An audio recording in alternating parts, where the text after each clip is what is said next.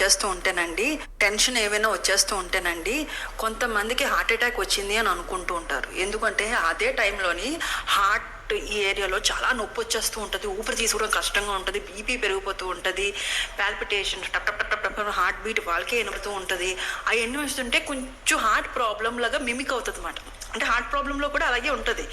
కానీ యాంగ్జైటీ వల్ల ఎడ్రినలిన్ అనే హార్మోన్ రిలీజ్ అయినప్పుడు ఇవన్నీ మిమిక్ అవుతాయి అన్నమాట. ఆ నిమిషం నా హార్ట్ ప్రాబ్లం వస్తుంది అనుకుంటారు.